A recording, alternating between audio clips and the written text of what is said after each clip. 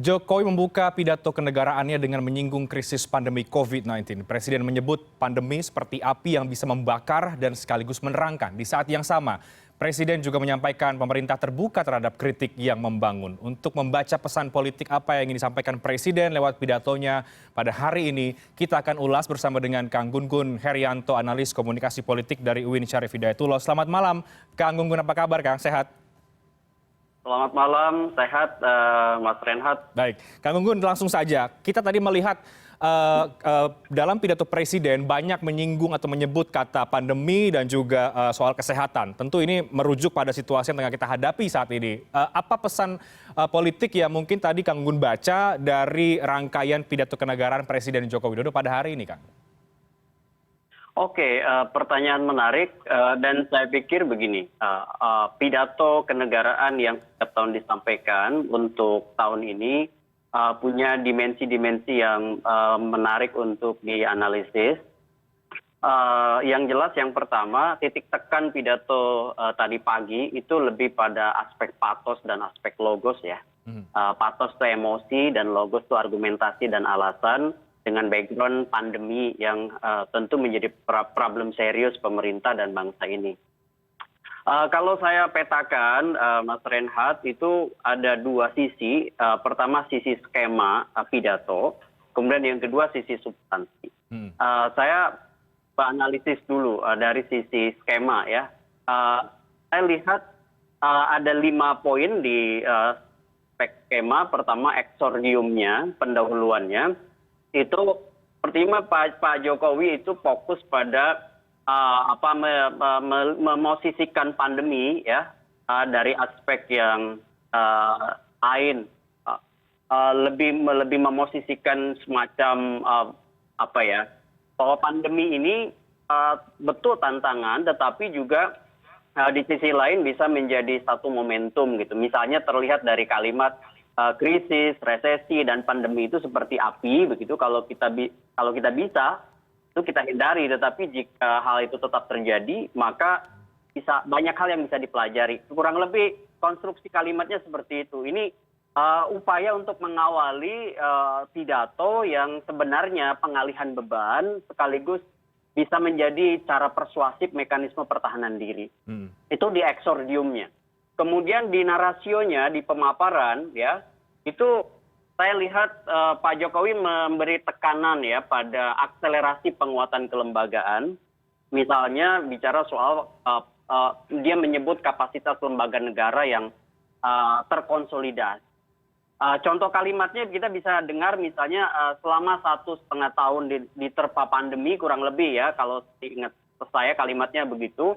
Telah terjadi penguatan yang signifikan dalam perilaku dan infrastruktur kesehatan kita. Nah, kalimat itu sebenarnya bisa kita maknai semacam narasio pemaparan ya, menunjukkan bahwa ada penguatan kelembagaan di kabinet yang dipimpinnya. Kemudian yang ketiga, aspek konfirmasio atau pembuktian. Presiden mencoba untuk menunjukkan semacam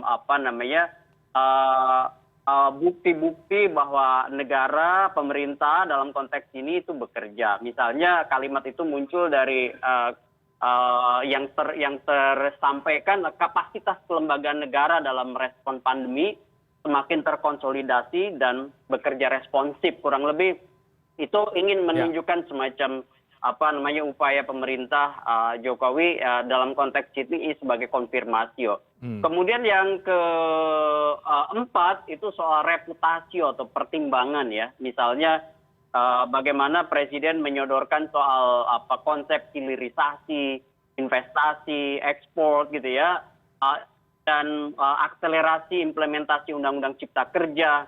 Dan terakhir ditutup dengan perorasio dengan menekankan butuhnya dukungan semua pihak. Nah, saya lihat dari aspek substansi ya, ini kemudian bisa menjadi sebuah bacaan yang cukup menarik bagi saya sebagai pengkaji komunikasi politik. Pertama saya melihat ya, ada aspek momentum yang mengasumsikan bahwa pandemi itu realitas yang tidak terhindari, dan Pak Jokowi dalam konteks ini memosisikan pandemi bukan dalam dimensi-dimensi yang sering dibicarakan banyak orang hari ini, yaitu soal aspek ketidakpastian dan ketidaknyamanan, tetapi lebih melihat konstruksi bahasanya itu pada momentum, bahwa di satu sisi memang pandemi itu menjadi sebuah krisis gitu ya, bencana nasional non alam, tetapi juga bisa menjadi momentum untuk kemudian perbaikan. Kemudian yang kedua, Mas Reinhardt, itu nampak ada semacam cara dalam tanda petik ya berkelit. Itu namanya reference power yang dikedepankan, misalnya dengan mencoba untuk menyodorkan bahwa Indonesia sudah mengalami banyak etape sejarah begitu ya, dan mulai dari zaman perang, kemudian setiap sejarah itu punya tantangannya, itu semacam sebenarnya itu pengalihan beban ya dari pemerintah yang memang bebannya hari ini sangat berat sekali untuk menangani pandemi yang juga memapar ragam sektor sosial, ekonomi, politik dan lain-lain. Yang terakhir, nampak retorikanya itu deliberatif retorik ya, kurang mengulas sebetulnya pembuktian apa yang sudah dilakukan ya, tapi lebih fokus pada ke depan inginnya seperti apa begitu ya. Jadi banyak hal yang terjadi hari ini dari sudut logos, data, argumen itu tidak terlalu dikonfirmasi dengan data-data baru begitu, tetapi lebih banyak sebenarnya mencoba untuk mengajak proses kebersamaan, kekitaan sebagai modal sosial atau social capital dalam konteks mengatasi krisis. Iya, oke, Kang Gunggun, kalau kemudian kata pandemi dan kesehatan banyak disebut, kata hukum misalnya atau HAM ini tampaknya jarang Presiden bahas dalam pidato tadi ya, sehingga banyak kemudian asumsi atau yang menyimpulkan bahwa ya memang itu tidak menjadi fokus pemerintah. Apakah itu kemudian bisa kita tarik ke arah sana, Kang Gunggun, bahwa dengan tidak banyak membahas beberapa isu sehingga dalam komunikasi politik ini memang Presiden tidak ingin meng-highlight soal isu-isu itu? Saya sependapat ya dengan asumsi itu, karena dari sejak eksordium sampai penutup itu nampak minor sekali pembahasan soal hukum dan hak asasi manusia. KPK pun seingat saya hanya disebut 1 atau 2 kali begitu ya. Maksud saya begini, persoalan hukum di Indonesia 1 tahun belakangan ini kan banyak juga mendapatkan sorotan. Contoh misalnya vonis yang dianggap tidak memenuhi aspek keadilan ya, contoh misalnya dalam kasus-kasus yang melibatkan pejabat-pejabat publik, dan vonis-vonis itu kemudian mendapatkan perhatian masyarakat luas sebenarnya, sehingga harusnya kemudian itu juga jadi perhatian Presiden dalam konteks terutama 1 tahun belakangan. Belum lagi misalnya gonjang-ganjing tes wawasan kebangsaan di KPK begitu, sama sekali tidak mendapatkan respon gitu dari pidato kenegaraan Jokowi. Kemudian juga misalnya beberapa hal menyangkut kebebasan berekspresi yang sedikit besarnya tentu punya kontribusi pada proses konsolidasi demokrasi. Banyak misalnya peretasan terhadap akun-akun aktivis, kemudian juga kritik yang mengalami fase ketakutan begitu ya, terutama dengan doxing, dengan ragam cyberbullying oleh kelompok-kelompok netizen yang kemudian berbeda pandangan karena memang polarisasi yang begitu tajam, termasuk juga saya lihat ya isu-isu hak asasi manusia hubungannya misalnya dengan freedom of expression seperti undang-undang ITE itu tidak mendapatkan highlight dari Presiden. Nampaknya Mas Reinhardt, ini yang memang dihindari oleh Presiden untuk diangkat dalam pidato kenegaraannya tadi pagi.